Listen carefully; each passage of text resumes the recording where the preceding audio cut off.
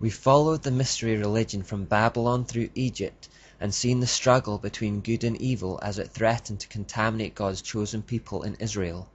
We've seen how God kept showing the Israelites that he was their God and to stay with him, and how he even went as far as to defeat Baal in a direct confrontation to prove his point in front of the whole nation.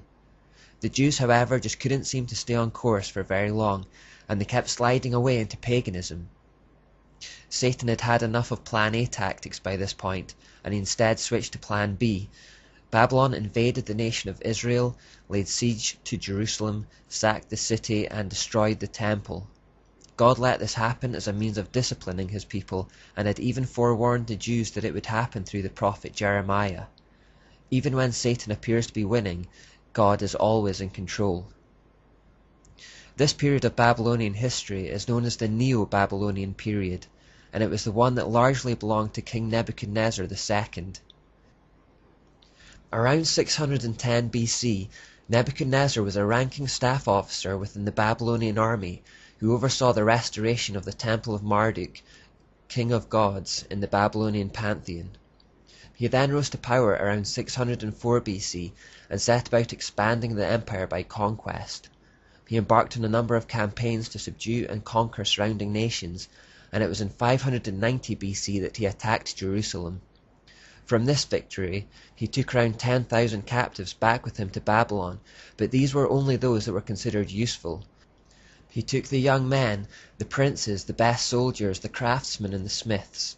The rest were left behind. Perhaps the most famous of these young men taken to Babylon were Daniel, Hananiah, Mishael, and Azariah. They were to go through 3 years of training in an education program that would indoctrinate them with Babylonian ideas to make them useful to the empire.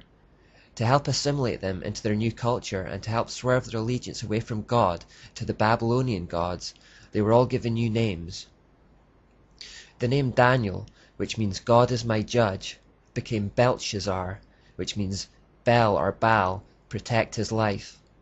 Hananiah, which means the Lord shows grace, became Shadrach, which means under the command of Aku. Mishael, which means who is like God, became Meshach, which means who is like Aku. And Azariah, which means the Lord helps, became Abednego, which means servant of Nego, who is God of learning. It was also upon Nebuchadnezzar's return to Babylon at the end of these campaigns that he built this monument, called the Ishtar Gate. It was at the entrance to his great city, and is the name by which Astarte or Asherah had come to be known in Babylon at the time. On it were 337 images of dragons. 337 in pagan numerology represents hell, so this gate to Babylon is literally meant to be, in a sense, the gate to hell.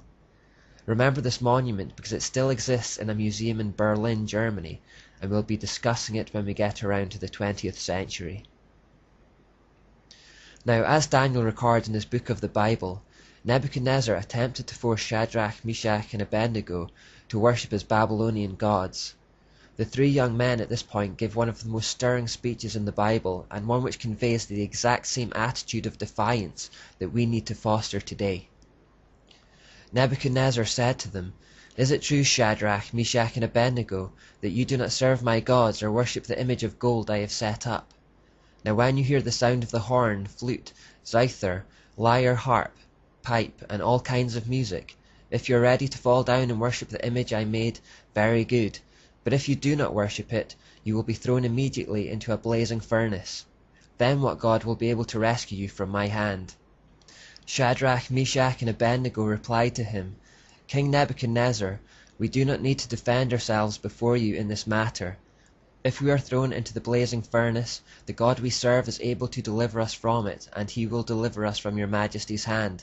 But even if he does not, we want you to know, your majesty, that we will not serve your gods or worship the image of gold you have set up."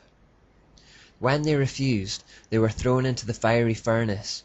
Again we see the recurring theme of fire as the preferred form of sacrifice to Baal, because he was the sun god.